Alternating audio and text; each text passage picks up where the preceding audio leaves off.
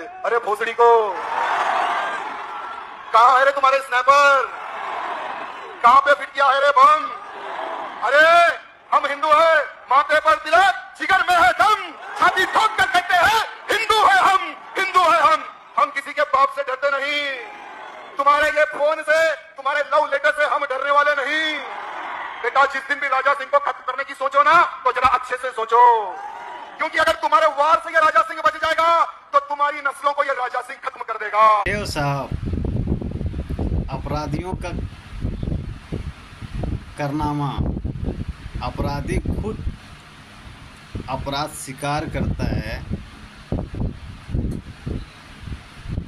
अपराधी डंके के चोट पे किसी की खानदान मिटाने की धमकी देता है, लेकिन यहाँ सरकार चुप्पी साध रखा है। आखिर वजह क्या है? क्योंकि ऐसे अपराधियों को पाला जाता है, ऐसे अपराधियों के ऊपर कोई कार्रवाई नहीं होगी साहब। क्योंकि अगर ऐसे अपराधी ही ना हो तो आज की सरकार को फ़ायदा होगा कहाँ से? अगर यही बयान अगर कोई विपक्ष दिया होता, अगर यही बयान कोई मुसलमान दिया होता, तो अब तक इसके ऊपर ऐसी ऐसी धाराएं लग गया होता कि ज़िंदगी भर जेल के चक्की पीसने पे मजबूर हो जाता, या नहीं तो इसके ऊपर ऐसी धारा लगा के इनकाउंटर कर दिया गया होता। हो सकता है इसके ऊपर धाराएं लगा के गाड़ी में ले जाते वक्त गाड़ी पलट गई होती।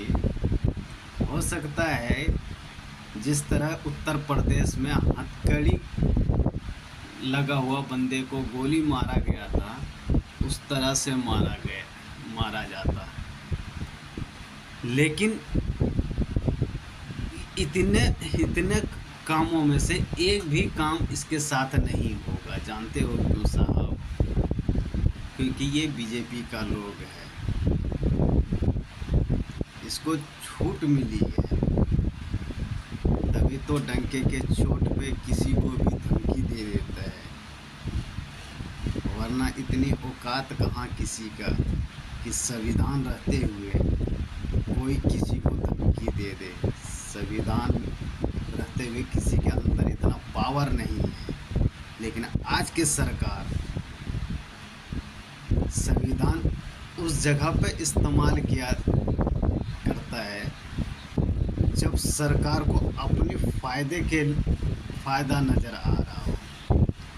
अगर अपनी फ़ायदा नज़र नहीं आता तो वहाँ संविधान भी इस्तेमाल नहीं किया जाता। अब इसकी बात सुनो, ये बंदा कह रहा है अरे मादर चोदो तुम्हारे स्नैपर कहाँ है? ज़रा सोचो, 10 कुत्ते को सिक्योरिटी गार्ड के नाम पे पाल रखा है। वो कुत्ता चाहे सरकार के दिया हुआ हो या खुद की पाला हुआ हो, लेकिन इसके चारों तरफ 10 कुत्ता हर वक्त रहता है। उसके बाद खौफ इसका देखो, इतनी खौफ है इसके अंदर। 10 कुत्ते होने के बाद सैकड़ों के सुगर चारों तरफ से घेरवा के रखता है। इतनी खौफ है इसके अंदर। और ऐसे लोगों को क्या कहोगे जो 100 साल पहले मुगल मर चुका है, उसके कब्र से इतना खौफ है ऐसे लोगों को कि इन लोगों को लगता है कि अगर कब्र नहीं हटाया गया तो कहीं ऐसा ना हो कब्र से निकल के फिर से ये इतिहास दोहरा डालेगा और हम जैसे अपराधियों को मिटा डालेगा। इतना खौफ है इसके अंदर। सोचो, जो 100 साल पहले मर चुका है उसकी कब्र से इतना खौफ हो तो जिंदा मुसलमानों से कितना खौफ होगा। तभी तो 10 कुत्ते होने के बाद भी सैकड़ों शुगर के साथ निकलता है। घर में अगर हो तो 10 कुत्ते तो होता ही होता है, अगर घर से बाहर निकले तो सैकड़ों शुगर, कुत्ते के अलावा सैकड़ों शुगर साथ में लेके चलता है। इसे कहा जाता है खौफ। और ऐसे लोग मासूम बच्चों को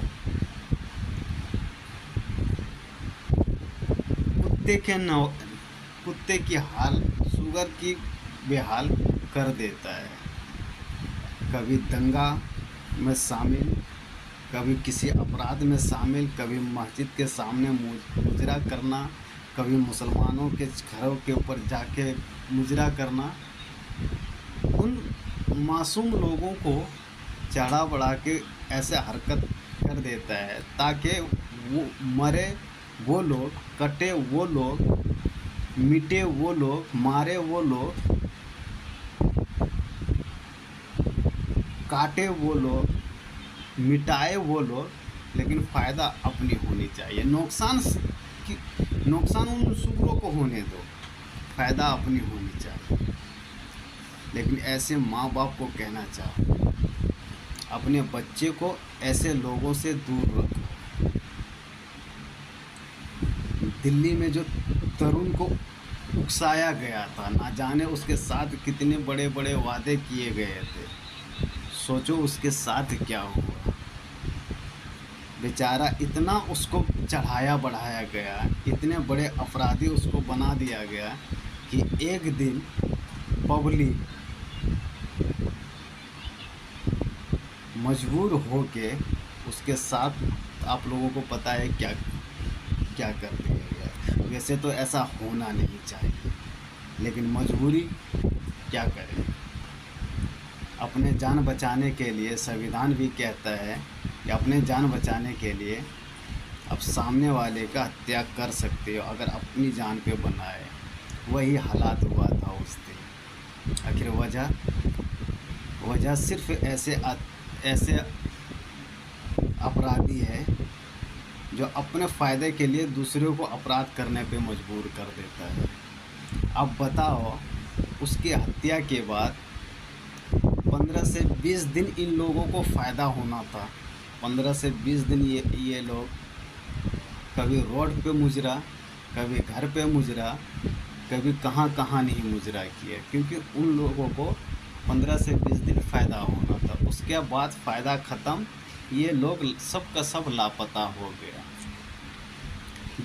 जिसका बेटा मरा अब उसको अफसोस है, जिसका पति मरा अब उसको अफसोस है, जिसका बाप मरा अब उसको अफसोस है, और ज़िंदगी भर ये इन लोगों को अफसोस रहेगा। लेकिन जिसने ये कांड करवाया, जिसने करने पे मजबूर किया, ऐसे अपराधी लोग, कोई अफसोस नहीं। क्या ऐसे अपराधी ने कभी बोला है कि चल माँ, तुम्हारे बेटा अगर मरा है तो मैं अपना बेटा तुम्हें दे देता हूँ, बेटे का बदला बेटा देता हूँ, मैं हिंदू का रक्षक हूँ, बेटा तुम्हारा मरा है, मेरे वजह से मरा है तो मैं तुम्हें बेटा देता हूँ। किसी ने कहा? नहीं कहा, और कहेगा भी नहीं। क्यों? क्योंकि उसके पास खुद 2 बच्चे हैं और अपना बच्चे को सुरक्षित रखने के लिए पढ़ने के नाम पे विदेश भेज रखा है। हम अपने देश में रहेगा नहीं जो उस पर कोई खतरा होगा, अपने देश में रहेगा नहीं जो हिंदू मुस्लिम के बीच में पड़ेगा, अपने देश में रहेगा ही नहीं जो किसी तरह से उसके ऊपर विपत आएगा। और बात रही खुद पे, उसको पता है 10 कुत्ते हमारे साथ 24 घंटा रहता है, अगर घर से बाहर जाता हूँ तो सैकड़ों शुगर मेरे साथ रहता है।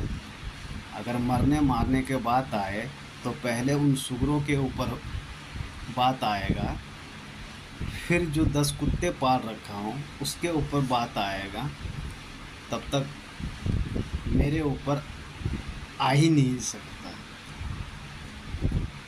तो ऐसे लोगों से दूरी बना के रखो। नुकसान सिर्फ हमारा और तुम्हारा है। याद करो, जुनैद और नासिर को जिंदा जला के मार दिया गया, किसी को गाय के नाम पे मारा गया, किसी को ट्रेन में मुल्ला जी को मार के ट्रेन से फेंक दिया गया। नुकसान किसका हुआ?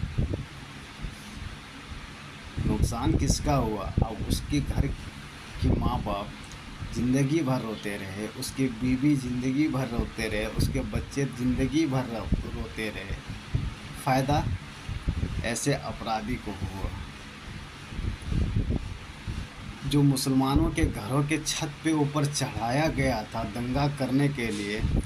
उसकी जब हत्या हो गई तो उसका नुकसान किसको हुआ?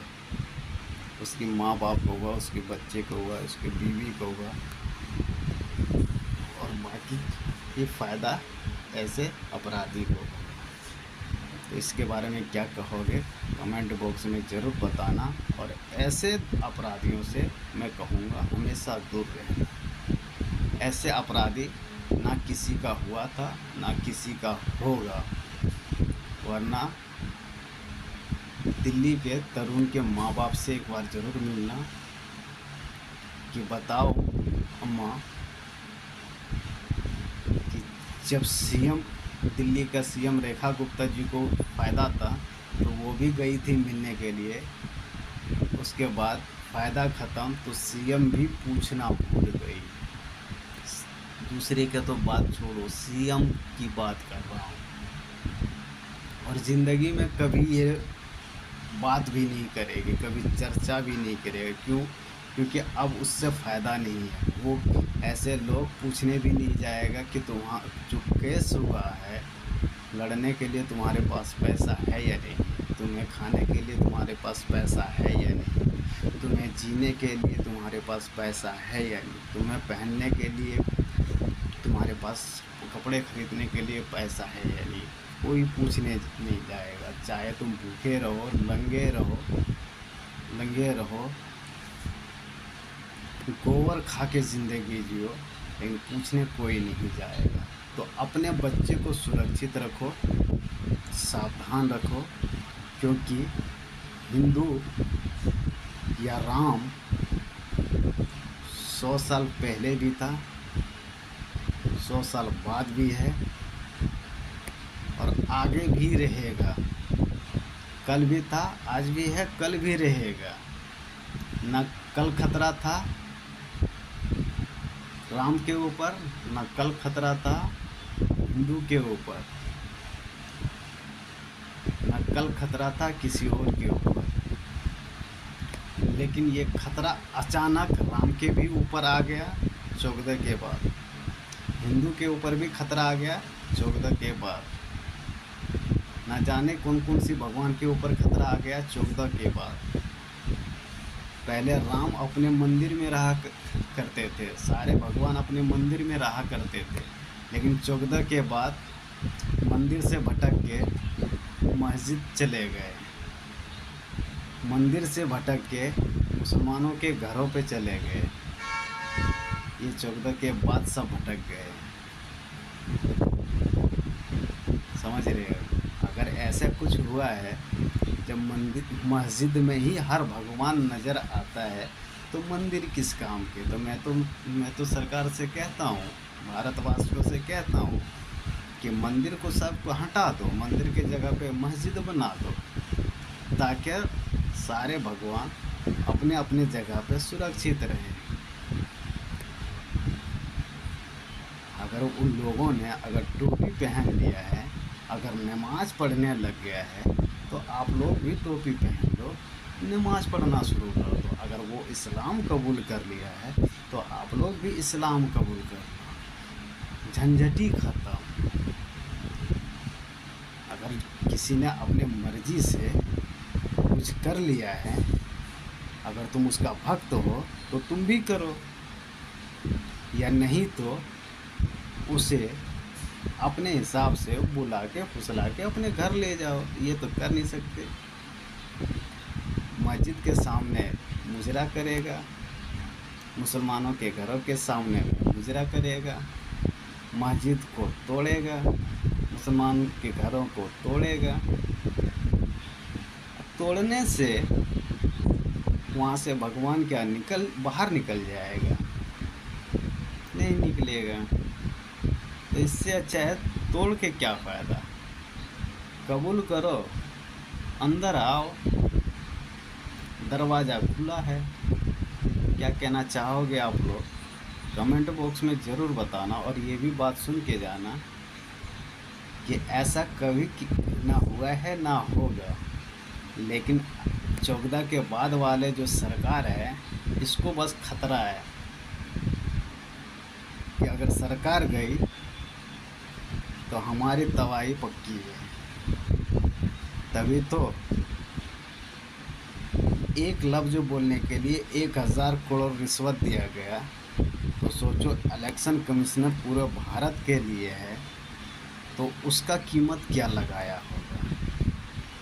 और बात रही सरकार बनती है, बनती नहीं है मेरे दोस्त। पब्लिक वोट देता कहाँ है बीजेपी को? ये तो इलेक्शन कमिश्नर का मेहरबानी है जो उसका कीमत सही से लगा दिया गया है। और ईवीएम का कमाल है, जो जिस ईवीएम को अपने इशारे पे नचाया जाता है।